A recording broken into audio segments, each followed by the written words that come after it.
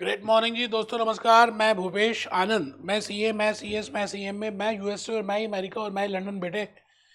Today I will be starting with lecture number 3 in regard to CFA USA level 1 examination. And the subject, जो subject मैं कर रहा हूँ उसका नाम है portfolio management. As you are already aware of, portfolio management, they have divided into two parts. One is the analysis part and second is the management part.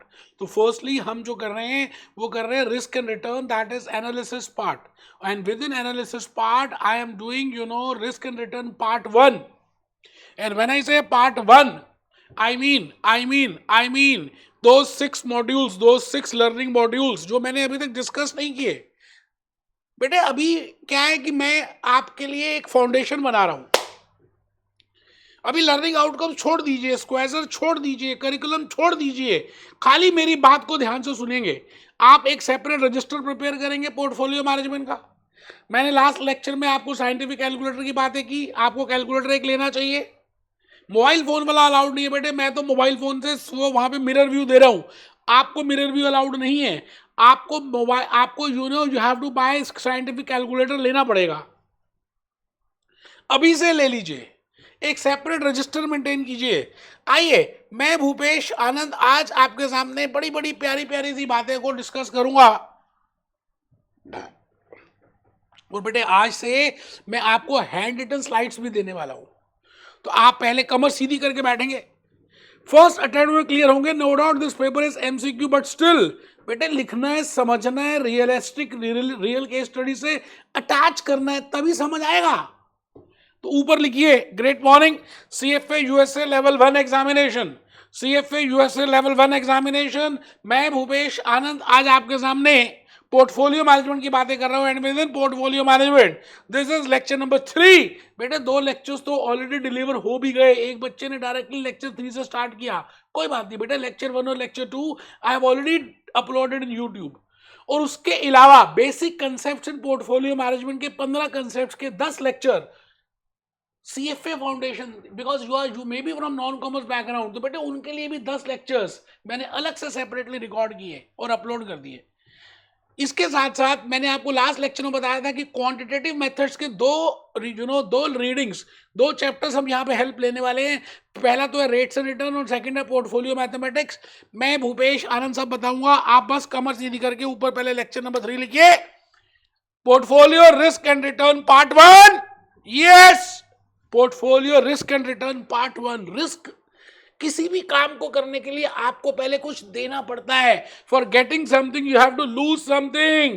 Portfolio risk आप CFA USA examination में prepare करेंगे, examination fees pay करेंगे, registration fees pay करेंगे, Bhupesh Anand classes के lectures के लिए by payment करेंगे, फिर मेहनत करेंगे। It means you are giving something, you are giving something, you are giving something, और उसके बाद you will be getting something, you will be getting something.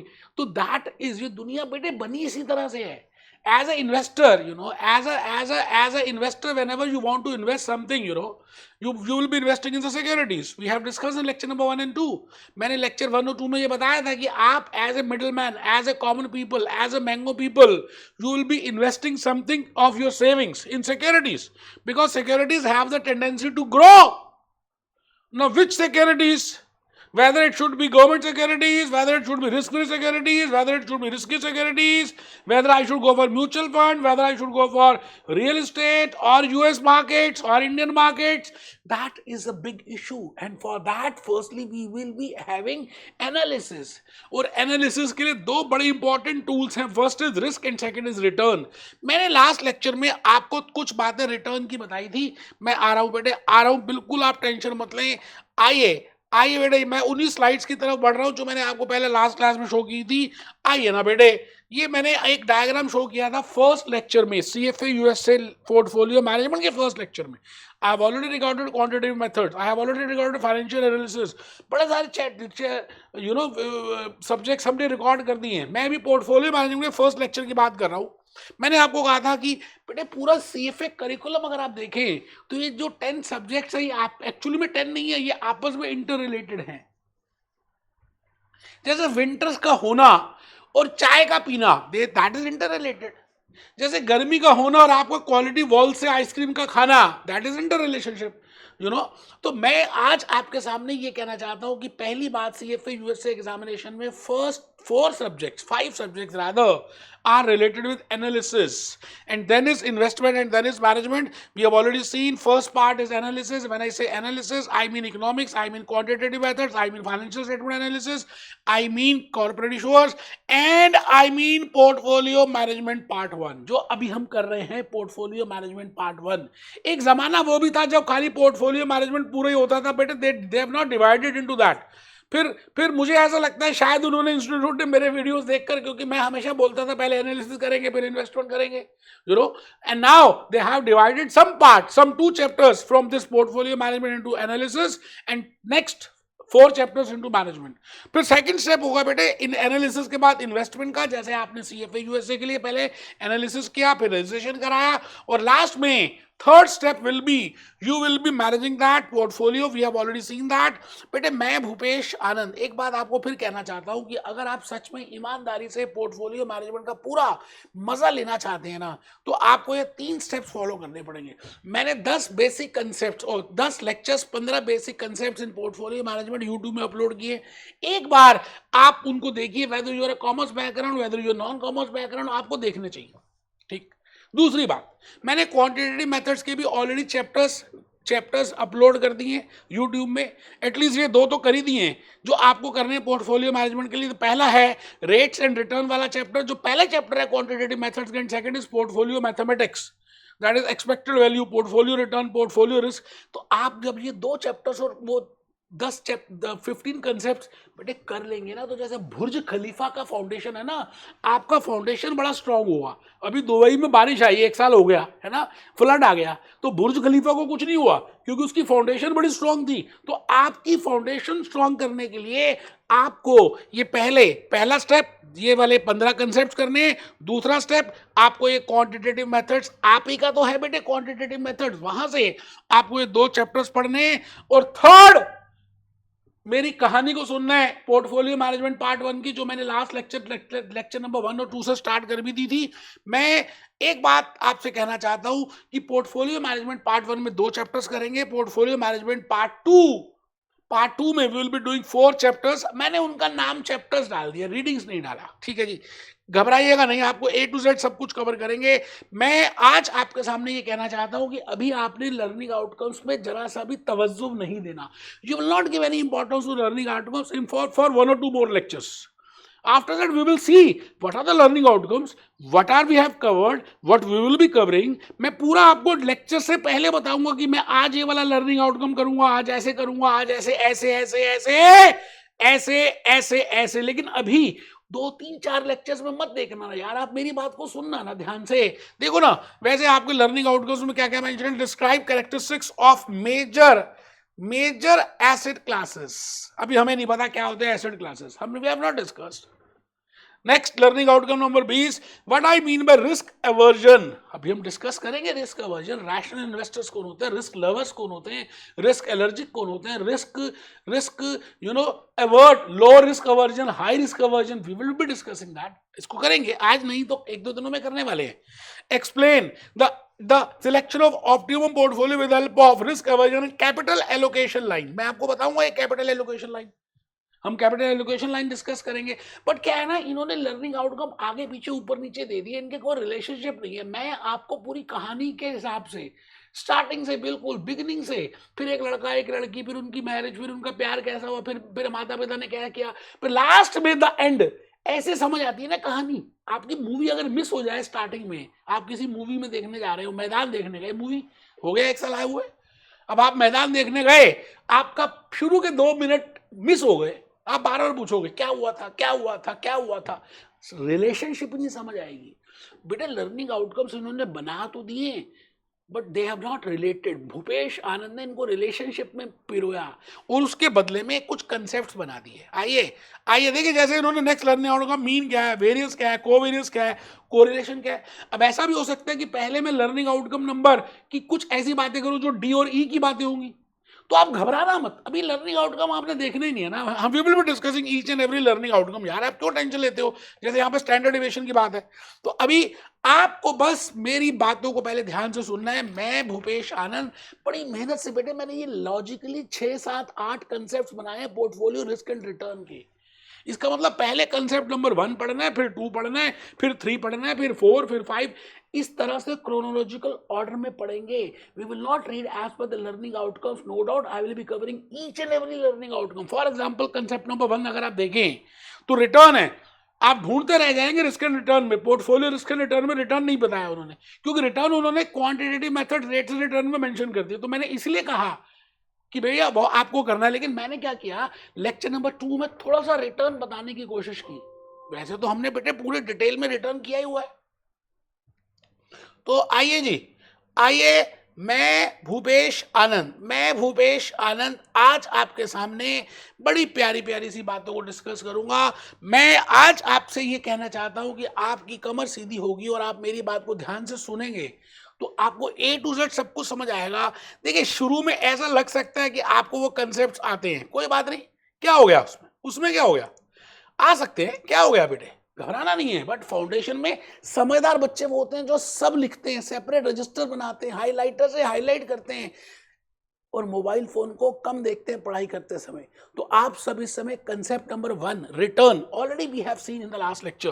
बेटे मैं चाहता हूं कि पहले आज आपको एक ब्यूटीफुल फ्लो चार्ट बना के दिखाऊं कि portfolio risk and return part 1 और पार्ट 2 का मतलब क्या है।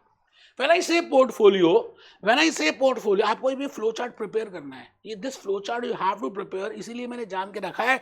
जैसे ये फ्लो चार्ट प्रिपेयर हो जाएगा मैं आपको बताऊंगा कि वो जो ऊपर मैंने 8 कंसेप्ट लिखे ना उनका इंटर रिलेशनशिप क्या है। जैसे मैंने पहले लिखा रिटर्न, फिर दूसरा लिखा रिस्क। बेटा CFA USA की हिस्ट्री में कोई इस तरह से नहीं कराएगा। मैंने कंसेप्ट वाइज उनकी कहानी बनाई जिनका आपस में मोहब्बत है, रिलेशनशिप है। आपको ऐसा नहीं लगेगा लेक्चर 1 में कुछ कराया, लेक्चर 2 में कुछ रिलेशनशिप ही नहीं है, उड़े उड़े, ऐसा नहीं होगा बेटे। ऐसा कैसे यार, उसके लिए मैंने मेहनत की है। कोई नहीं करता, आप जिस मर्जी वीडियो को देख लीजिए, किसी के भी टीचर्स के वीडियो ले लीजिए, मैंने सबके देखे हैं। और बेटे आपको मैं आज बादाम रोगन बताने की बात कर रहा हूं। तो देखिए जी, first is concept number 1 return. पहले हम रिटर्न डिस्कस करेंगे थोड़ा सा, जो हमने ऑलरेडी लेक्चर 2 में डिस्कस कर भी लिया है कि रिटर्न क्या है, which is something which you are expecting as a investor from getting something. आपने CFA USA एग्जामिनेशन में पेपर दिए तो आप कुछ एक्सपेक्ट करेंगे ना कि भाई पास हो जाए फर्स्ट अटेम्प्ट में, फिर ये हो जाए, फिर गाड़ी मिले, फिर इतना पैकेज मिले। So these are your expectations. We have already seen there are 8 types of returns which we have seen in quantitative methods in first chapter. But in the last lecture number 2 in portfolio management मैंने आपको 2-3 return ही बताए जिससे एक idea लग जाए। Return में मैंने holding period return बताया, मैंने रिटर्न में एवरेज रिटर्न बताया, एवरेज का मतलब सिंपल एवरेज बताया, ज्योमेट्रिक मीन बताया। वैसे बड़े सारे होते हैं बेटे, लिवरेज रिटर्न होता है, ग्रॉस रिटर्न होता है, नॉमिनल रिटर्न होता है, रियल रिटर्न होता है। But I have not told you all because that we have already covered in quantitative. तो मेरा माइंड था कि आपको एक फ्लेवर तो दे दूं, एक हल्का सा याद आ जाए, है ना, भूली बिसरी बातें एक याद आ जाए कि रिटर्न है क्या। मैंने कहा भाई रिटर्न वो चीज है जो एक इन्वेस्टर अपनी इन्वेस्टमेंट में एक्सपेक्ट करता है और इसको अलग अलग तरीकों से निकाल सकते हैं। 8 तरीके मैंने आपको बताए because that is given to in quantitative methods. मैंने वही 8 तरीके दोबारा बताए, एक्सप्लेन 2-3 ही किए। फिर मैं आज के लेक्चर के थ्रू रिस्क बताऊंगा, फिर धीरे धीरे कंसेप्ट नंबर 3 में टाइप्स ऑफ इन्वेस्टर्स बताऊंगा, फिर धीरे धीरे कंसेप्ट नंबर 4 में पोर्टफोलियो रिस्क और पोर्टफोलियो रिटर्न बताऊंगा, फिर कंसेप्ट नंबर 5 में फ्रंटियर बताऊंगा। फ्रंटियर बड़ा सारे होते हैं, global mean variance frontier, efficient frontier, Harry Markowitz की आज फोटो दिखाऊंगा। ऑप्टिमल पोर्टफोलियो की बात करेंगे, फिर इंडिफरेंस कर्व इन्वेस्टर के पॉइंट से सोचेंगे कि उसकी यूटिलिटी फंक्शन क्या है। And then I will integrate indifference curve with capital allocation line. बेटे सब बताऊंगा, आप बिल्कुल टेंशन ना लें। आज एक फ्लो चार्ट को प्रिपेयर कर लें। कसम होगी अगर आप सीधी तरह से नहीं बैठे और आपने मेरी बात को नहीं सुना तो बेटे आप कुछ घाटे में रहने वाले हैं। आप अपने पूरे रजिस्टर में नोट करें, ऊपर लिखें बड़ा सा portfolio risk and return part 1 and part 2। मैं दोनों पार्ट्स की आज कहानी इसी फ्लो चार्ट में बता रहा हूं। पोर्टफोलियो, मैंने कहा ये portfolio is a bundle of security because we are doing from investment point of view, it is a bundle of security. When I say portfolio management, it is effective and efficient selection of optimum securities.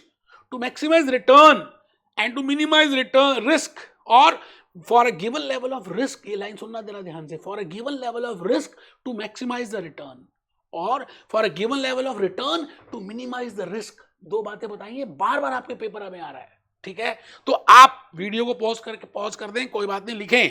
बेटे portfolio का मतलब हमने last lecture में देखा था, portfolio और portfolio management. मैं आज आपसे ये कहता हूं कि I can effectively as a portfolio manager, as a CFA chartered analyst, as a holder, I can manage that portfolio if I can calculate the risk and return. I have to firstly analyse कि भाई पिछले years में, पिछले सालों में, भूतकाल में, historical, जैसे उन्होंने इस बार का चैप्टर का नाम देखें, पोर्टफोलियो रिस्क एंड रिटर्न में पार्ट 1 में हिस्टोरिकल रिस्क एंड रिटर्न, मतलब भूतकाल में उसने कैसी परफॉर्मेंस की। बड़ी सिंपल सी बात है, लॉजिकल बात है कि आप एक 10th क्लास के, 9th क्लास के, 8th क्लास के बच्चे की परफॉर्मेंस अगर चेक करना चाहें तो आप 8th के, 7th के, 6th के, 5 के, 5th के, 4th के, 3rd के, बेटे सारे आप मार्क्स को चेक करेंगे, on an average you will estimate कि भाई इसने कैसा परफॉर्म किया है। इसी तरह से इन्फोसिस का, TCS का, कोका कोला का, if you want to find out return of any security, let it be US treasury bills, let it be government securities, let it be RBI bonds, let it be political bonds, let it be election bonds, I am not तो हम भूतकाल की calculation से, भूतकाल की उसकी measurement से हम कुछ एक रिटर्न कैलकुलेट करते हैं। तो मैंने यहां पे लिखा रिटर्न में expectations of investors and 8 types of returns आप सब लिख रहे हैं। Portfolio risk and return part 1 and part 2 का फ्लो चार्ट। पहली बात रिटर्न आप लिख चुके हैं, दूसरी बात रिस्क लिख रहे हैं। बेटे रिस्क क्या है? आप पेपर दे के आते हैं, जब तक एग्जामिनेशन रिजल्ट नहीं आता आपका मन में हु करे, दिल हु करे, घबराए, कुछ तो हो जाए। रिस्क आप जैसा सोचते हैं वैसा ना हो, it is a deviation from your expectations, it is a dispersion from your expectations. We have done measures of central tendency, we have done measures of dispersion 6th 7th 8th class में किया था, आज उनकी फिर इस्तेमाल करेंगे। बेटे quantitative method में तो यूज किया ही, पोर्टफोलियो में भी यूज करेंगे। तो मैंने कहा रिस्क का मतलब आप लिख लें, रिस्क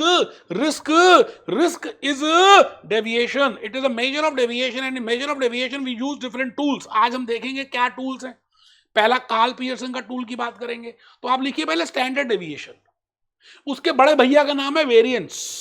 तो आप पहला टूल लिख रहे हैं, उसी फ्लो चार्ट में लिख रहे हैं स्टैंडर्ड डेविएशन, वेरिएंस। बेटे बड़ी मेहनत से बनाया है, आप किसी के लेक्चर्स देख लें, इतनी मेहनत से, इस तरह से खड़े होकर, इस एनर्जी लेवल से, इतनी पीपीटीज, अभी हैंड रिटन स्लाइड्स दिखाऊंगा, है ना, कोई नहीं कराता। आज आपको मैंने गाना भी दिखाना है और आपको एक हैरी मार्कोविस की, कार्ल पियर्सन की इमेजेस दिखानी है, ठीक है, फोटोज दिखानी है। तो ऊपर देखिए लिखा है स्टैंडर्ड डेविएशन, वेरिएंस, फिर लिखिए कोवेरिएंस, फिर लिखिए कोफिशिएंट ऑफ कोरिलेशन, और लास्ट में पोर्टफोलियो रिस्क। तो मैंने कहा रिस्क एंड रिटर्न में मैंने पहले रिटर्न बताया, फिर रिस्क बताया। I can now there are 3 types of investors which we will be discussing in a separate learning outcome. One is risk averse investors, second is risk lover investors, and third is risk neutral. देखेंगे जैसे हमारे घर में अलग अलग प्रकार के लोग होते हैं, सब अलग अलग बिहेवियर है। जैसे चिड़ियाघर में जाएं आप तो अलग अलग तरह के जानवर हैं, सबका नेचर अलग अलग है। सांप का नेचर अलग है, शेर का नेचर अलग है, बंदर का नेचर अलग है, चिड़िया का नेचर अलग है। इसी तरह से इस दुनिया में कितने 800 बिलियन करोड़ लोग हैं, सबका नेचर अलग अलग है। तो कुछ ऐसे होते हैं जो रिस्क लवर होते हैं, कुछ ऐसे होते हैं जो रिस्क न्यूट्रल होते हैं, कुछ ऐसे होते हैं जो रिस्क अवर्ड होते हैं। ज्यादातर इस दुनिया में रिस्क एवर्जन वाले लोग पाए जाते हैं जो रैशनल होते हैं। मतलब अगर इतना रिस्क लेंगे तो इतना रिटर्न चाहिए, हम तभी रिस्क लेंगे। जब आप सीएफए यूएसए तभी कर रहे हैं जब आपको लग रहा है कि सीएफए यूएसए करने के बाद आपको बहुत कुछ मिलने वाला है। आप नहीं करते अगर आपको लगता है कि इसका पैकेज कम मिलेगा, आपने प्रॉपरली एनालिसिस किया है, क्योंकि you are a rational investor. ठीक है, आइए मेहरबान कदरदान, in this portfolio risk and return management I will be answering 2 questions. अगर आपने मेरे 2 क्वेश्चंस का आंसर कर दिया तो पार्ट 1 रिस्क एंड रिटर्न और पार्ट 2 रिस्क एंड रिटर्न दोनों समझ आ जाएंगे। पहला क्वेश्चन लिखिए, how much money to be invested in risky assets. We are not aware of what I mean by risky assets, मैं बताऊंगा, पता तब भी आप सुनेंगे। रिस्की एसेट्स कौन से होते हैं, रिस्क फ्री कौन से होते हैं, कैपिटल एलोकेशन लाइन हमें बताएगी, मीन वेरिएंस फ्रंटियर बताएगा, एफिशिएंट फ्रंटियर बताएगा, हैरी मार्कोविच बताएगा, विलियम शार्प बताएगा। तो पहला क्वेश्चन लिखिए, व्हाट और how much money to be invested in risky assets. अगर ये पता चल गया ना एक इन्वेस्टर के लिए उसके बिहेवियर को देखकर, तो बेटे आप उसकी एक्सपेक्टेशंस को फुलफिल कर पाएंगे। And second is how to select optimum portfolio with the help of capital allocation line and indifference curves. We will see what I mean by indifference curve. हम law of diminishing returns करेंगे, हम indifference curve करेंगे, हम utility function की बातें करेंगे, हम linear relationship की बातें। बेटा मैं इतनी जल्दी जल्दी बोल रहा हूं क्योंकि मेरे एक ब्लड के एक एक ड्रॉप के अंदर ये सारी चीजें घुसी हुई हैं यार। धीरे धीरे करेंगे, फ्लो चार्ट कर रहे हैं ना बेटा, तो फ्लो चार्ट में तो थोड़ा सा मुझे हल्का सा फास्ट इन दो क्वेश्चन के आंसर करने के लिए मैं portfolio risk and return part 1 और पार्ट 2 में इन दोनों क्वेश्चन का आंसर करूंगा। और पार्ट 1 क्या था, how much to be invested in risky assets, उसके लिए हम मिनिमम वेरिएंस फ्रंटियर निकालेंगे बेटा, उसका ग्राफ बनाएंगे। भले आपको एमसीक्यू आता है लेकिन आपको ग्राफ पता होगा तो आप ज्यादा बढ़िया कर पाएंगे। हम ग्लोबल वेरिएंस पोर्टफोलियो देखेंगे, हम एफिशिएंट फ्रंटियर करेंगे, हम बेटे आराम से, मैं कहता हूं ना दोस्तों A to Z बता दूंगा, इतना बता दूंगा कि आपने इतना एक्सपेक्ट भी नहीं किया हुआ। Answer 1 में I will be using these frontiers, I will be using mini variance frontier, I will be using efficient frontier, I will be using global variance for portfolio frontier, and in this answer number 2 I will be using utility function, I will be preparing a indifference curve। मैं आपके लिए indifference curve बनाऊंगा, capital allocation line बनाऊंगा, फिर उसको design करूंगा, फिर उसकी टेंजेंसी निकालूंगा और फिर वहां से ऑप्टिमम पोर्टफोलियो निकालूंगा। और लॉजिकली बता कर, ऐसा नहीं कि कर लो बेटे, लॉजिक से चलेंगे। आइए सर, मैं चल पड़ा अपनी कहानी में। ये कंसेप्ट रिटर्न तो मैंने बता दिया, मैं बार बार रिपीट नहीं करूंगा, 2-3 रिटर्न बता दिए जिससे कि आपको एक फ्लेवर मिल जाए। क्वांटिटेटिव मेथड्स में आप देख सकते हैं, मैंने रिटर्न बता दिया, रिटर्न के सारी कैलकुलेशंस लिखी। मैं सीधा इस समय भूपेश आनंद आज आपके सामने बेटे, मैं सीधा आ गया बेटे। सर कहाँ पे आ गए बेटे? मैं सीधा आ गया हूँ रिस्क के ऊपर, और रिस्क में मैं सीधी बात करूंगा आपसे, रिस्क है क्या, क्योंकि बिकॉज रिस्क आज आपके सामने मुझे कुछ थोड़ा सा बताना है कि रिस्क का मीनिंग क्या है। कमर सीधी बेटे, सबकी कमर सीधी है। हम इस समय पोर्टफोलियो रिस्क एंड रिटर्न का पार्ट 1 ध्यान से कर रहे हैं और आपका पूरा ध्यान मेरी बातों पे है, मेरी नजरों पे है, मैं जो बताना चाहता हूं उस पे है। आप ध्यान से मेरे बात को सुन रहे हैं क्योंकि मैं लॉजिकली A to Z सब कुछ एक्सप्लेन कर दूंगा, घबराना बिल्कुल भी नहीं है। रिस्क का मीनिंग क्या है हम देखेंगे। उसके लिए आप सभी बच्चे पहले क्या करें, आप मेरी हैंड रिटन नोट्स में आ जाएं, मेरे हैंड रिटन नोट्स में आए।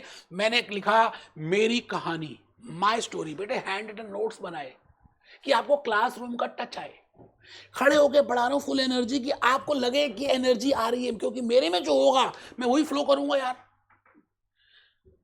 रियल लाइफ एग्जांपल्स के साथ जोड़ेंगे, आप बिल्कुल टेंशन ना लें। माय स्टोरी आप पहले लिखिए, मेरी कहानी। मैं आज के इस लेक्चर के थ्रू आपको ये बताना चाहता हूं, आज और लेक्चर 3, 4, 5, 6 इन 3-4 लेक्चर्स में मैं ज्यादा ध्यान किस में दूंगा, लर्निंग आउटकम नंबर डी और ई में देने वाला हूं। बट आप अभी देख नहीं रहे लर्निंग आउटकम डी और ई क्या है, पहले हम पढ़ लें, कंसेप्ट समझ लें, आप अपने आप टैली करेंगे। इसलिए आप मन छोटा ना करें बेटे, मेरी बात को बस सुनेंगे।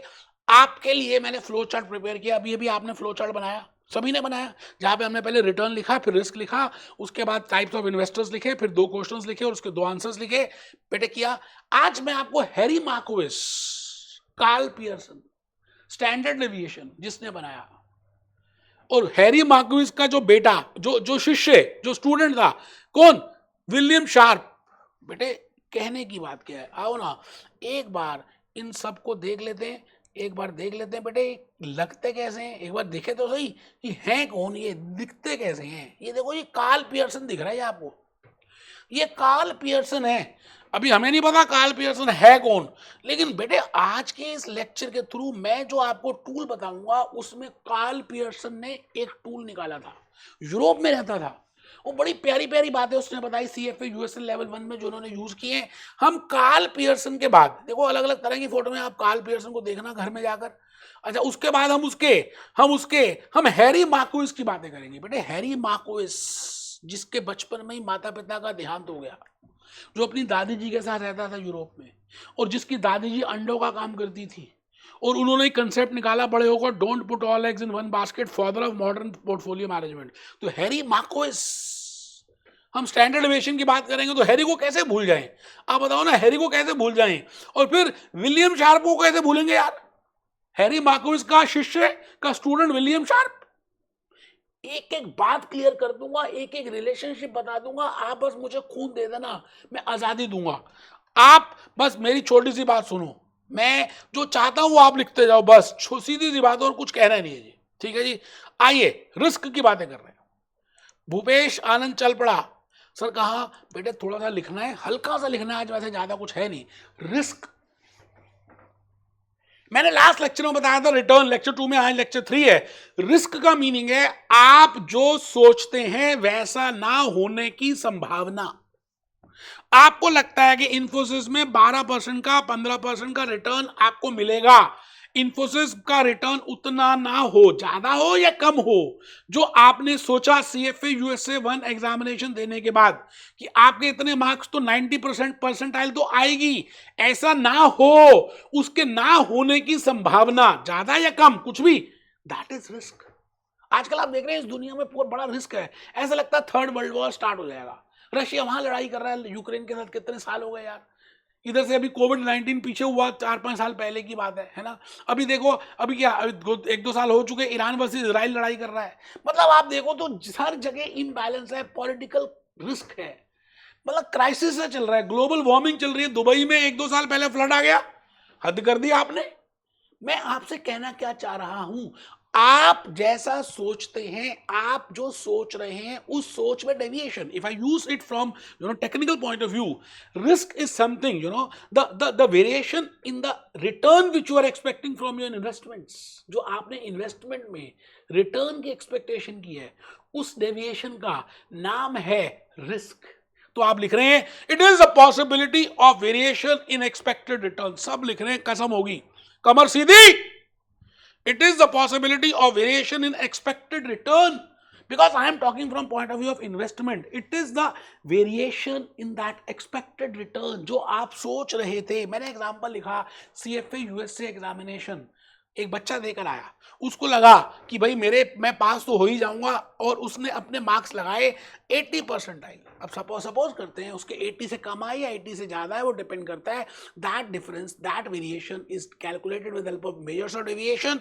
तो मैं ग्लोबल वार्मिंग की बात कर रहा हूँ, रशिया वर्सेस यूक्रेन की बात कर रहा हूँ, ईरान वर्सेस इजराइल की बात कर रहा हूँ, दुबई फ्लड की बात कर रहा हूँ।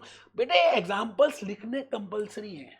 नो डाउट ये एग्जाम्पल्स आपको इन्वेस्टमेंट रिलेटेड नहीं दिख रहे, मैंने इन्वेस्टमेंट रिलेटेड तो ऊपर बता ही दिया, बट आप जब एग्जाम्पल्स लिखेंगे तो आपको ज्यादा लॉजिकली बातें समझ आएंगी, है ना। तो फर्स्ट पार्ट, आप सभी ने रिस्क का मीनिंग लिखा, आप सब लिख रहे हैं, नो डाउट एमसीक्यू पेपर आएगा, बट आप लिखेंगे risk is the possibility of variation in the expected return. I will say that is named as risk. Now there are different categories of risk.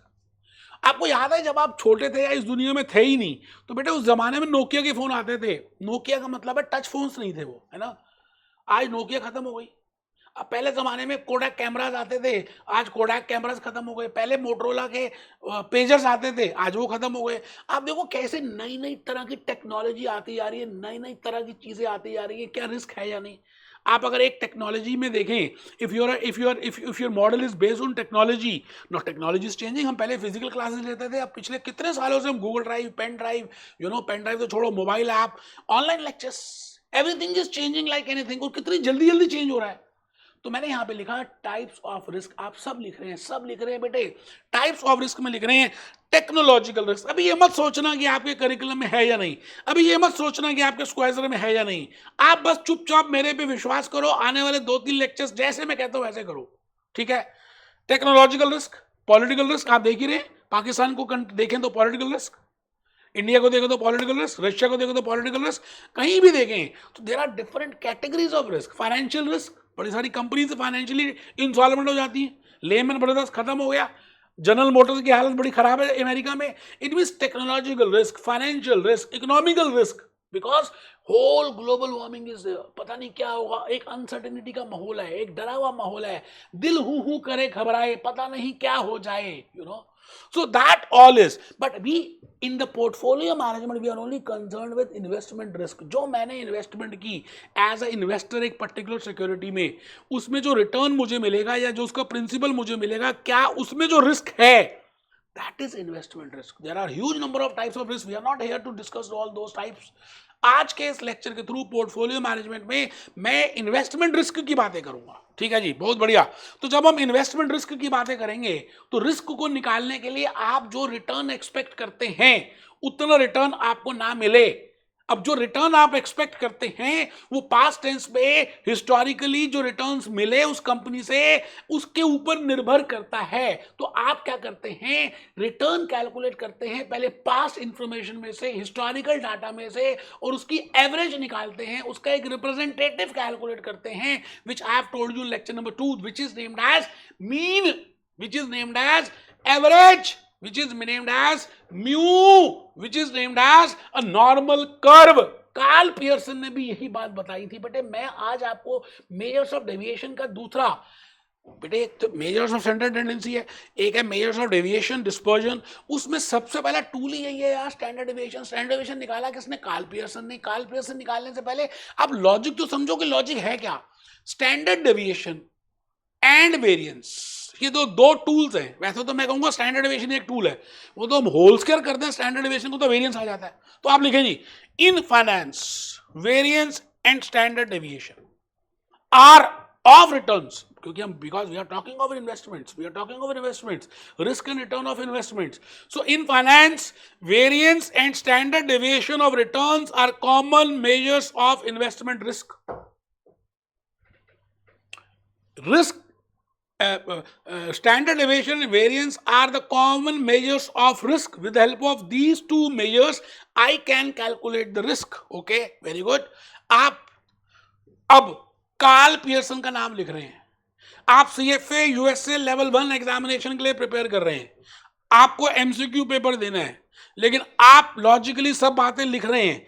आपने एक सेपरेट रजिस्टर प्रिपेयर किया है, आप कमर सीधी करके पढ़ रहे हैं, आपने कार्ल पियर्सन लिख भी दिया, आप अभी लिख रहे हैं कार्ल पियर्सन स्टैंडर्ड डेविएशन. ने कार्ल पियर्सन एक व्यक्ति था, यूरोप में रहता था. उसने कहा भाई डेविएशन निकालने के लिए बड़ा सिंपल सा कंसेप्ट है, हम क्या करते हैं, ये दुनिया दो भागों में डिवाइडेड है and this whole world, this whole universe is related with normal curve. इसमें ज्यादातर लोग नॉर्मल पाए जाते हैं, ज्यादातर लोग रैशनल पाए जाते हैं, लेकिन कुछ अनरैशनल भी होते हैं, कुछ एक्सट्रीम केसेस में भी होते हैं. तो नॉर्मल कर्व, बेल शेप, घंटी नुमा कर्व इसने इस्तेमाल किया. अभी देखेंगे. आप पहले लिख रहेंगे standard deviation Karl Pearson standard deviation is an absolute measure. अभी देखेंगे what I mean by absolute. Is an absolute to calculate risk. Risk को कैलकुलेट करने का एक एब्सोल्यूट तरीका, डेविएशन को कैलकुलेट करने का एक तरीका. To calculate risk deviation of observations और एक्चुअल, मतलब एक्चुअल जो हुआ और जो सोचा था वो मीन था कि मीन रिटर्न इतना होगा. जो एक्चुअली में हुआ, तो जो सोचा था और जो हुआ, प्यार तो होना ही था. जो सोचा था और जो हुआ, the difference between these two, I will से the difference between the mean return and the actual return which you have expected from your investments. Let it be 18% you have expected, but actually you have got a 15%. So I will say 18% minus 15% is 3% is the deviation. It is minus 3. Or if I say 20% is the actual return, so 18, 20 minus 18, that comes to 2%. Now the deviation can be negative or positive, both. कुछ भी हो सकता है यार. आप पहले लिखो ना, आप लिखो ना, Karl Pearson standard deviation is an absolute tool to calculate risk और deviation of the observations with average. बेटे हम हमेशा एक ह्यूमन बॉडी का टेम्परेचर भी कैलकुलेट करते हैं ना, तो एवरेज के बेसिस पे कैलकुलेट करते हैं कि 98.4 डिग्री एवरेज है. 100 लोगों का हमने टेम्परेचर चेक किया, 100 में से 90 लोगों का निकला क्या, 98.4 डिग्री. हमने कहा यही एवरेज है.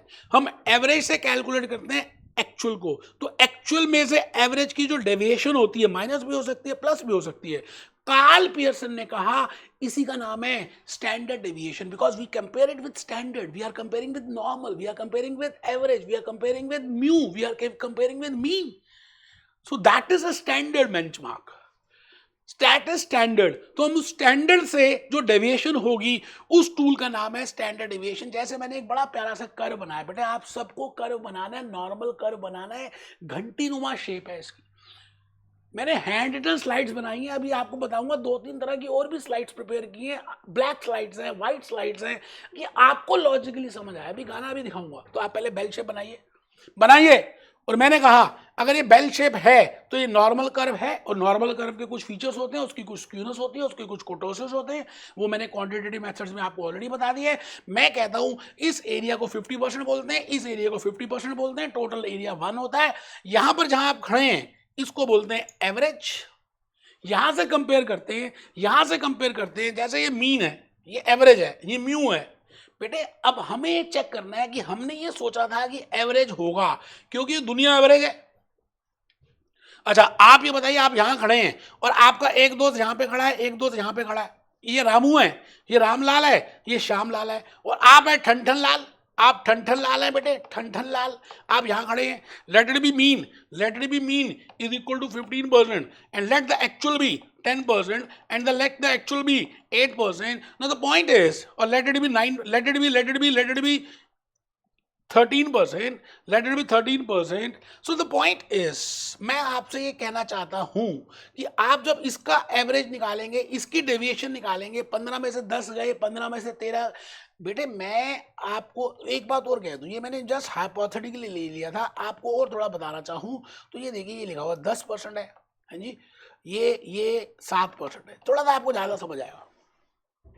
आप बताओ कौन ज्यादा दूर खड़ा है, रामू या श्यामू, रामलाल या श्यामलाल? इट मींस जिसकी ज्यादा बड़ी डेविएशन होगी फ्रॉम स्टैंडर्ड, देखो deviation from standard, that tool is named as standard deviation. Deviation from standard, it is named as standard deviation. आप मेरी बात को शायद समझ पा रहे हैं। कार्ल पियर्सन ने यही किया और अपना एक फॉर्मूला डिराइव कर दिया, है ना। उस फॉर्मूले की बातें अभी हम डिस्कस करेंगे कि फॉर्मूला डिराइव कैसे हुआ। इतना सिंपल फॉर्मूला है कि मैं आपको क्या बताऊं बेटे, क्या बताऊं, इतना सिंपल है कि आप उस फॉर्मूले को अभी देखेंगे तो आपको लगेगा यार बड़ा ही सिंपल सा फॉर्मूला है। आइए, मैंने उसके लिए व्हाइट स्लाइड्स प्रिपेयर की और आपको ये बताया, ये बेटे basic concept in portfolio management है, ऑलरेडी ये मैंने आपको उसमें बताया हुआ है। तो अभी मैं उसमें से एक स्लाइड यूज कर रहा हूँ so that you can get an idea what I want to say you in regard to Karl Pearson. अभी हमने फोटो तो देख ली कार्ल पियर्सन की, अभी हम कार्ल पियर्सन की बातों को समझने के लिए एक छोटी सी बात और देख रहे हैं कि रिस्क है क्या। तो अभी हमने देखा risk is a probability of variation in expected return. ये ऑलरेडी मैंने ये स्लाइड्स भी उसके साथ डिस्क्रिप्शन में अटैच की हुई हैं, आप ऑलरेडी लिख चुके हैं, दोबारा नहीं लिखना है। Risk is a possibility of variation in expected return. Risk can be of different types, we have already seen liquidity risk, financial risk, political risk, technological risk, but we are main concern with investment risk. And when I say investment risk, मैंने एक example लिखा आपके लिए। Suppose करते हैं कि आप as a investor हैं और आपने 2 कंपनीज में इन्वेस्ट किया हुआ है, दोनों का एवरेज अगर आप चेक करें तो एवरेज 31% और 31% आ रहा है रिटर्न पिछले 5 सालों में। बट मैं आपसे पूछूं कि आप बताइए as a investor, as a rational investor, आप कौन सी कंपनी में इन्वेस्ट करना पसंद करेंगे? ध्यान से देखना, मोबाइल फोन छोड़ दो, कमर सीधी कर लो, आप देखो ध्यान से। 2001, 2002, 2003, 2004, 2005, अगर आप इसका एवरेज निकालें 34, 31, 30, 28, 32 करके देख लो भाई साहब, एवरेज आएगा 31%।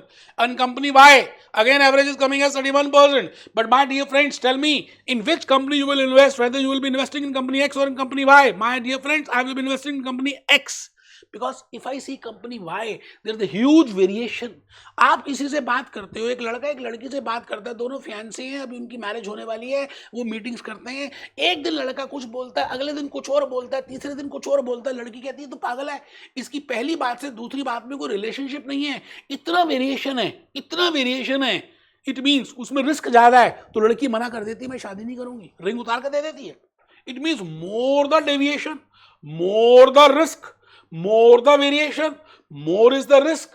It means higher the standard deviation, high will be the risk. अभी हम कंक्लूड करेंगे। मैंने इस एग्जांपल के थ्रू आपको ये बताने की कोशिश की कि कंपनी एक्स में रिस्क कम है क्योंकि उसके रिटर्न में उतनी वेरिएशंस नहीं है, वेरिएशंस हैं, बट कंपनी वाई में अगर आप चेक करें तो वेरिएशंस ज्यादा हैं। Risk of an individual security can be discussed, calculated with help of standard deviation. लिख ले बेटा, ये भी एक छोटी सी बात लिख लो। रिस्क लिखा, जहां तक लिखा ना बेटे, बेटे मैं आपको क्या कह रहा हूँ, यहाँ के अच्छे, यहाँ के अच्छे।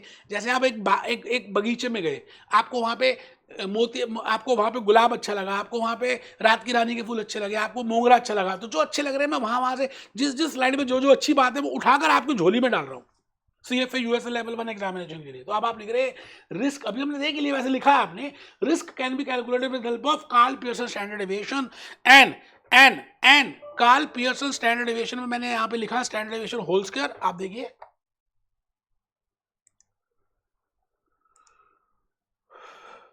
आराम से बेटे,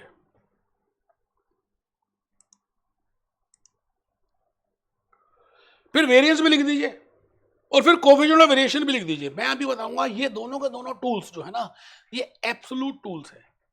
These are absolute tools of deviation and this is relative tool of deviation. I repeat, these two, ये जो दो हैं स्टैंडर्ड डेविएशन एंड वेरिएंस, ये एब्सोल्यूट टूल्स ऑफ डेविएशन है और coefficient of variation is a relative tool. अभी हम देखेंगे कैसे। मैं कहता हूं अपोलो टायर्स की gross profit ratio, gross profit in rupees $100 million है, एमआरएफ टायर्स की $120 बिलियन है। तो मैंने आपको यहां पर रुपीस डॉलर्स अमाउंट में बताया है, तो it is absolute.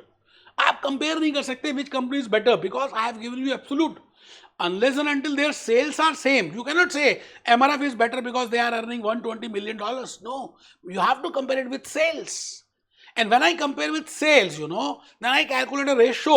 That is the relative measure. So coefficient of variation is the relative measure. अभी बताऊंगा why we are calculating coefficient of variation. बेटे आपके एग्जामिनेशन में आया हुआ, ध्यान से मैं आपका बेस बना रहा हूं।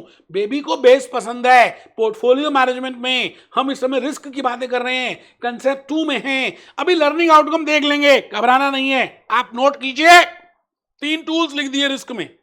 Standard deviation, the measure of deviation of actual returns, because we are doing for investment, it is actual returns from average, from mean, from mean, from average, from median returns, from mode returns, because normal curve पे quantitative methods में we have already learned that middle point mean is equal to median is equal to mode. Okay, and that is named as standard deviation. Standard deviation can be related with normal curve. Karl Pearson ने कहा, भाई साहब मैंने नहीं कहा, उसने कहा भाई हम नॉर्मल कर्व से ज्यादा समझ सकते हैं अगर हमें स्टैंडर्ड डेविएशन को समझना है। उसने कहा भाई ये एरिया 50% होता है, ये एरिया 50% होता है, ये वैल्यू एवरेज होती है। अब इससे दूरियां निकाल सकते हैं। आप दोनों तरफ की दूरियां निकालिए, तो बताइए क्या फॉर्मूला आएगा, x माइनस एक्स बार। अब आप x माइनस एक्स बार करेंगे तो कई बार ऐसा भी है ये नेगेटिव आ जाएगा, क्योंकि किसी में से किसी चीज को लेस करेंगे तो नेगेटिव आना जरूरी है। बेटे रिस्क कभी नेगेटिव नहीं हो सकता, या तो रिस्क 0 होगा, नेगेटिव कैसे हो जाएगा। तो इस नेगेटिव को खत्म करने के लिए कार्ल पियर्सन ने कहा हम इसको होल स्क्वायर करेंगे। बेटे कोई नहीं बताएगा why we are doing whole square Bhupesh Chalan के अलावा। ध्यान से सुनना, जो फॉर्मूला मैं डिराइव कर रहा हूं इस समय, x माइनस एक्स बार करेंगे। अब x minus x bar negative हो सकता है, risk can be negative, but we know that risk can not be negative, maximum it can be equal to 0. So we generally in order to negate that, nullify that minus, हम क्या करते हैं, whole square कर देंगे। बेटे whole square कर दिया। अच्छा, जब होल स्क्वायर कर दिया तो इस होल स्क्वायर को खत्म करने के लिए हम इसका स्क्वायर रूट ले लेंगे। तो फॉर्मूला क्या आने वाला है, देखिए जी फॉर्मूला क्या आने वाला है, आराम से नोट कर लेंगे बेटे, नोट कर लेंगे। मैं आपके सामने यहाँ पे खड़ा हूँ और आप मुझे बताइए आपको क्या लग रहा है। मैंने ये 2 फिगर्स बनाई, फिगर ए और फिगर बी, दोनों नॉर्मल कर्व नहीं है, बेल शेप नहीं है।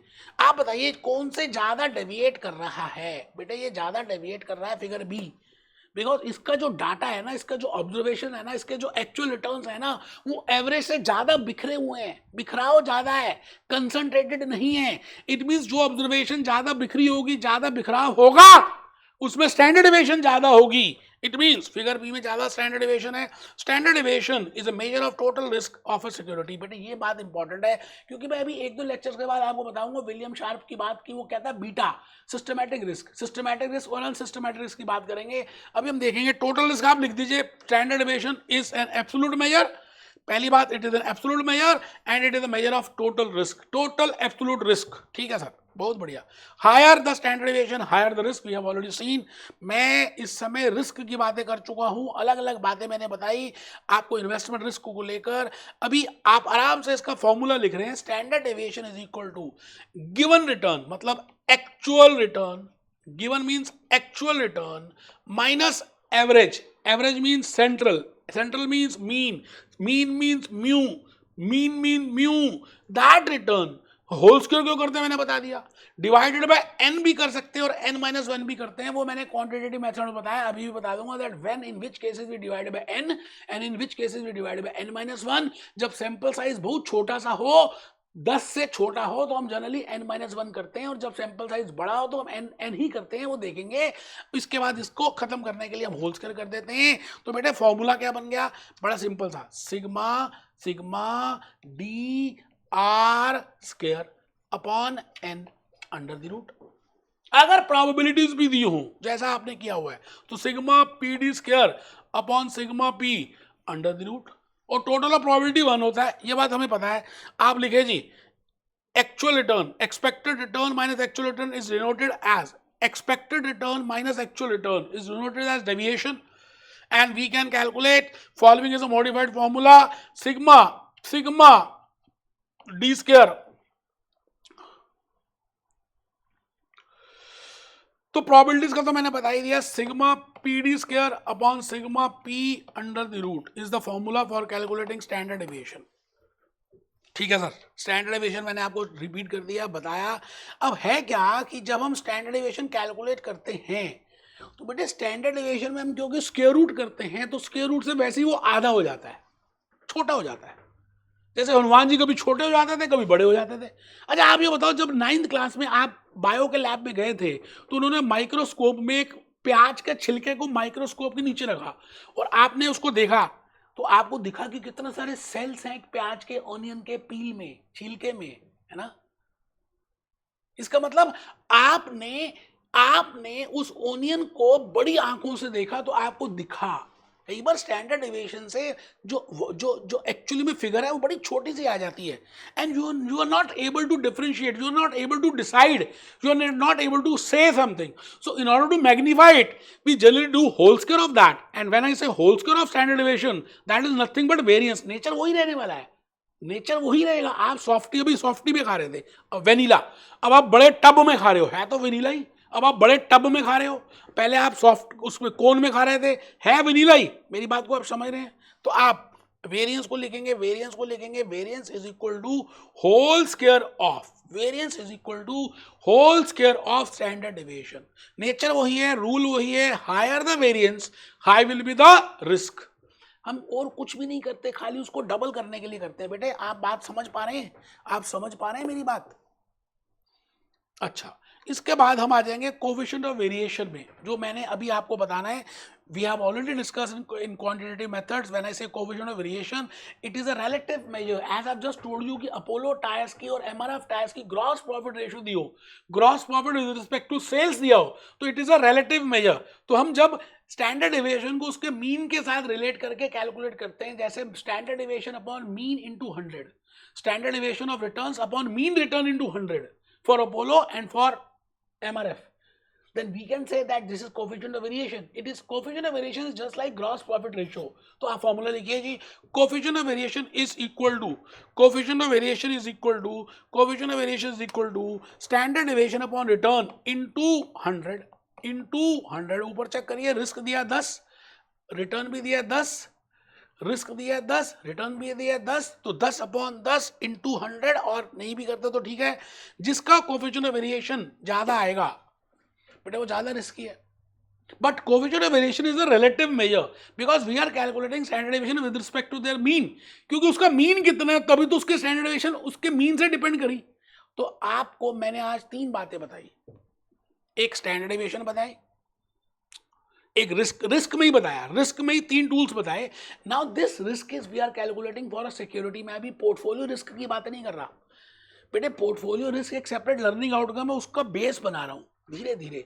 लास्ट लेक्चर में मैंने बताया था return of a security, there are 8 types of returns of a security. Today I have told you risk of a security, there are 3 tools with help of which we can calculate the risk of a security. One is standard deviation, second is बड़े पापा। आप joint family में रहते हो तो एक होते हैं पापा, एक होते हैं बड़े पापा, है ना। वेरिएंस इज बड़े पापा, स्टैंडर्ड डेविएशन इज छोटे पापा, and coefficient of variation is the relative major standard deviation upon mean into 100। I think यहाँ तक बातें आपको समझ आ चुकी होंगी बेटे। मैं गला दर्द होने को आ गया, मुझे ऐसा लगता है कि यहाँ तक बातें आपको समझ आई होंगी। मैं आगे चलूंगा और अभी रिस्क एंड रिटर्न की रिलेशनशिप भी बताऊंगा। बट आप ये बताइए कि ये वाली स्लाइड्स में से आपने कुछ देख लीजिए, कुछ मैंने बेटे ब्लैक स्लाइड्स बनाई, व्हाइट स्लाइड्स बनाई, हैंड रिटन स्लाइड्स बनाई, 3 तरह की स्लाइड्स प्रिपेयर की। Risk is the possibility of variation, we have already seen, लिखना नहीं है, खाली आपको दिखा रहा हूं कि मैंने ये भी बनाया तो उसमें भी लिखा है, it is the possibility of variation in the expected return और from this past return. And I have seen, we have seen, हमने तो बेटे इस फॉर्मूले को डिराइव करना सीख लिया। कि कार्ल पियर्सन की फोटो देखकर हमने ये सीख लिया कि किस तरह से डिराइव किया है, एन कब करते हैं और n-1 कब करते हैं, और वेरिएंस भी सीख लिया। थोड़ा सा सिंबॉलिकली यहाँ पे गलतियां हैं, तो whole square of standard deviation is variance, ये भी सीख लिया। अभी कोवेरिएंस बाद में देखेंगे, ये देखेंगे। यहां तक समझ आ गया। अब मैं आज के इस लेक्चर के थ्रू लास्ट बात आपके दिमाग में डालना चाहता हूं और फिर मैं कंप्लीट कर दूंगा अपनी आज की बात। मैं भूपेश आनंद आज आपको रिस्क और रिटर्न की रिलेशनशिप बताकर आज अपनी चर्चा को यहीं पे समाप्त करूंगा। बेटे आपको मैंने लेक्चर 2 में बताया रिटर्न ऑफ अ सिक्योरिटी, आज के लेक्चर में बताया रिस्क ऑफ अ सिक्योरिटी। अब आप ये बताइए कि रिस्क बड़ा है या रिटर्न बड़ा है? पहले मुर्गी आई थी या पहले अंडा आया था? पहले अंडा था या पहले मुर्गी थी? क्या था? मतलब कौन पावरफुल है, कौन शक्तिशाली है? मैं आपसे ये पूछना चाहता हूं, which is dominating and which is dominated. आप किस पे डिसाइड करते हैं और फिर अपने आप क्या होता है? मतलब रेनफॉल ज्यादा डोमिनेटिंग है या अम्ब्रेला इज डोमिनेटिंग? मतलब अम्ब्रेला बिकना शुरू होगा तो रेनफॉल होगी, या रेनफॉल होगी तो छाता ज्यादा बिकेगा? गर्मियां होंगी तो आइसक्रीम बिकेगी, या आइसक्रीम बिकने से गर्मियां होंगी? I think you are getting my point. Hard work CFA USA level 1 में करोगे तो सक्सेस होगी, या सक्सेस होगी तो it means one is independent factor and second is dependent factor. इस दुनिया में जब भी आप दो वेरिएबल्स को रिलेट करना चाहें तो बेटे 2 रिलेशनशिप निकलती है, एक होता है उसमें इंडिपेंडेंट और एक होते हैं डिपेंडेंट। मतलब एक फैक्टर को हम बोलते हैं कि ये इंडिपेंडेंट फैक्टर है और दूसरे फैक्टर को हम बोलते हैं डिपेंडेंट फैक्टर है। आप मेरी बात को शायद समझ पा रहे हैं जो मैं कहना चाह रहा हूं। जैसे मैंने कहा rainfall is independent and sale of umbrellas is dependent. Similarly मैंने कहा Alia Bhatt is independent, assume कर रहे हैं, and Ranbir Kapoor is dependent. मतलब रणबीर आलिया की सारी बातें मानता है, इसका मतलब डोमिनेटिंग नेचर किसका? आलिया का। इसका मतलब ज्यादा शक्ति किसमें? आलिया में। इसी तरह से in the scenario in the universe of investment risk is more powerful, risk is independent. आपकी मर्जी आप कितना रिस्क लें। आप मोटरसाइकिल चला रहे हैं, आप सीधा सीधा चलाएं, आप टेढ़ी मेढ़ी जिगजैग वे में चलाएं, आपके ऊपर है। आप जितना ज्यादा रिस्क लेंगे उतना रिटर्न भी उसी से रिलेट करेगा। वो मैंने अभी नेक्स्ट लेक्चर में बताना है, टाइप्स ऑफ इन्वेस्टर्स, रिस्क कितना ले सकते हैं, risk averse, risk neutral, risk lover. अभी नहीं बता रहा, मैं खाली एक डायग्राम लेके आपको कहना चाहता हूं कि आप सोचिए कि रिस्क रिटर्न रिलेशनशिप में रिटर्न की क्या अहमियत है और रिस्क की क्या अहमियत है। मैं कहूंगा रिस्क इज इंडिपेंडेंट, आप लिखें। रिस्क इज डोमिनेटिंग, आप लिखें। रिस्क इज स्ट्रॉन्गर, आप लिखें।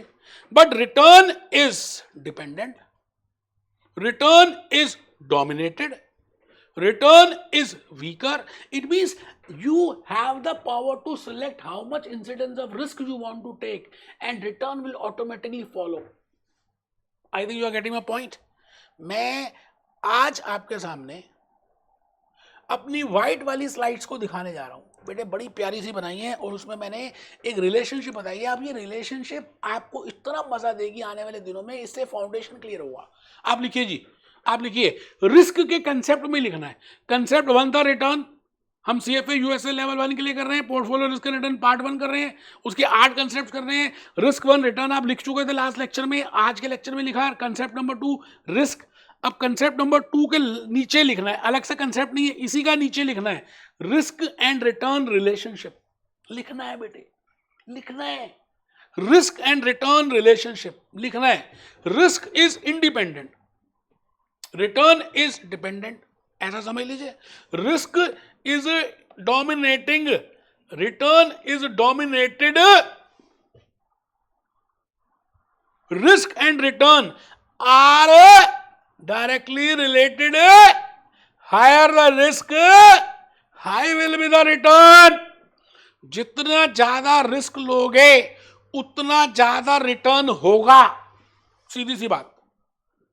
जितनी चीनी डालोगे उतना मीठा होगा, जितना रूह अफ़ज़ा डालोगे उतना मीठा होगा, जितना गुड़ डालोगे। It means the incidence of risk is important. It depends upon that incidence of risk, how much will be the return. आप कितनी मेहनत कर रहे हो उसी से सक्सेस रिलेट करेगी। सक्सेस रिटर्न है, मेहनत करना रिस्क है। अब इसको रिलेट करें अगर हम, तो मैं एक आपके सामने ग्राफ प्रिपेयर कर रहा हूं, आप सबने बनाना है। बेटे आपको पता है बहुत छोटे से थे तो y on x एक्सिस बनाते थे। y on x के पीछे आपको समझ ही नहीं आता था कि y on x क्यों बोलते हैं, क्योंकि y एक्सिस में हम डिपेंडेंट फैक्टर लिखते थे और x एक्सिस में हम इंडिपेंडेंट फैक्टर लिखते थे।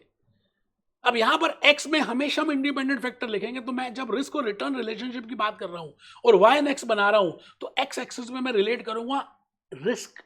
स्क्वेजर में, करिकुलम में, अब जितने भी क्वेश्चंस आप देखेंगे, जितने भी ग्राफ्स देखेंगे, एक्स एक्सिस में उन्होंने इंडिपेंडेंट फैक्टर लिखा है बेटा, रिस्क लिखा है, स्टैंडर्ड डिविएशन लिखा है, बीटा लिखा है। इसलिए आज समझ लीजिए why we are telling y on x, because on y we say it is a dependent variable and on x we say it is a independent variable. X axis में मैंने क्या किया, स्टैंडर्ड रिस्क लिखा, standard deviation, y axis में return रखा। मुझे एक बात बताना, सच सच बताना, आपको आलू के पराठे बहुत अच्छे लगते हैं। एक दिन मम्मी ने आलू के पराठे बनाए और आप बहुत भूख लगी हुई थी, एक दिन पहले आपने फास्ट रखा था, आपने पहला पराठा खाया, मक्खन डाला अमूल का, आपने खाया और आपको मजा आ गया, अंदर से ऐसे लगा कि बस अमृत मिल गया। फिर आपने दूसरा पराठा भी खाया, आहा बहुत अच्छा लगा, आपने लगा अमृत मिल गया। लेकिन आप ईमानदारी से बताना, लेवल पहले पराठे में और दूसरे पराठे में जो रिटर्न की आपको जो सेटिस्फेक्शन हुई, क्या पहले पराठे की एक्सपेक्टेशन सेटिस्फेक्शन ज्यादा थी और पराठे 2 की कम थी, या दोनों की बराबर थी? बेटे अगर आप झूठ बोलोगे तो थप्पड़ मारूंगा। Now the level of satisfaction in paratha number 1 is more as compare to level of satisfaction in paratha number 2, and if you eat paratha number 3 तो बेटे खाया भी नहीं जाएगा, आपको नहीं खाना, पराठा वही है, आप भी वही हो, लेकिन आपकी सेटिस्फेक्शन धीरे धीरे धीरे धीरे डिक्रीज होती जा रही है।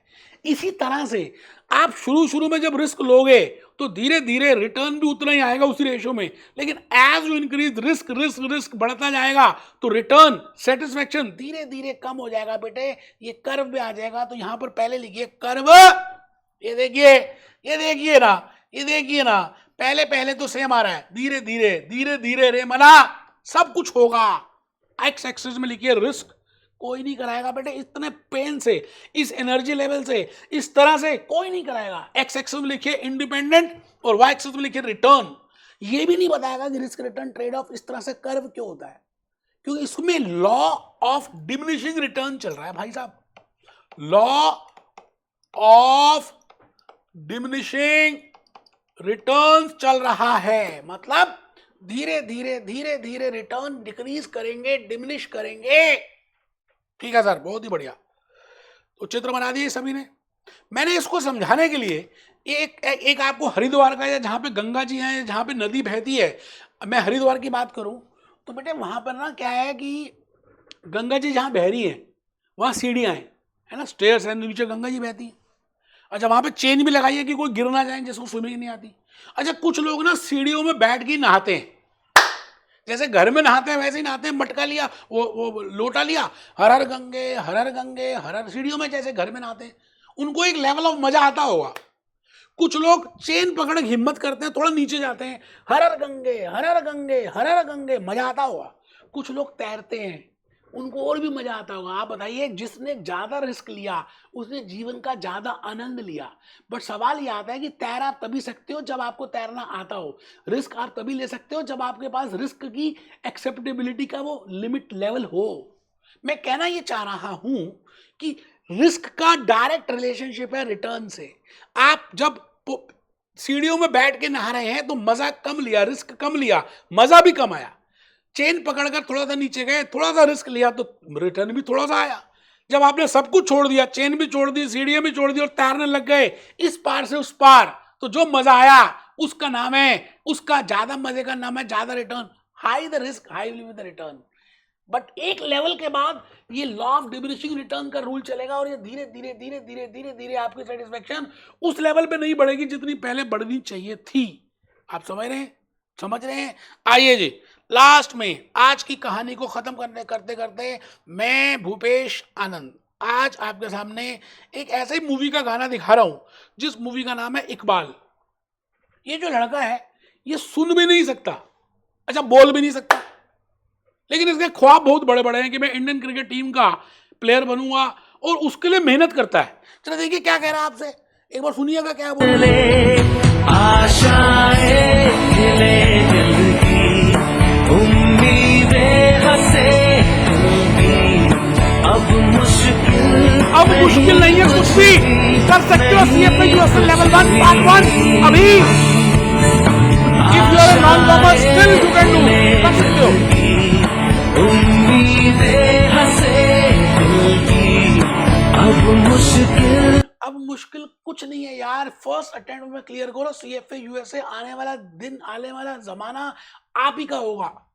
GDP आप देख रहे हो इंडिया की बढ़ रही है, मार्केट में लोग ज्यादा इन्वेस्ट कर रहे हैं, डीमैट अकाउंट ज्यादा ओपन हो रहे हैं, पैन अकाउंट ज्यादा ओपन हो रहे हैं, इन्वेस्टमेंट ज्यादा हो रही है। यही समय है, इससे ना भूतो ना भविष्यति, ना पहले था ना आगे कभी होगा। बेटा ये टाइम कर डालो, बिल्कुल मत सुनना, ज्यादा मोबाइल फोन मत रहना, ज्यादा लोगों की बातें मत सुनना, ईमानदारी से पढ़ो और खींच दो। मिलते बेटा लेक्चर नंबर 4 में। Be happy, B jolly, B cheerful.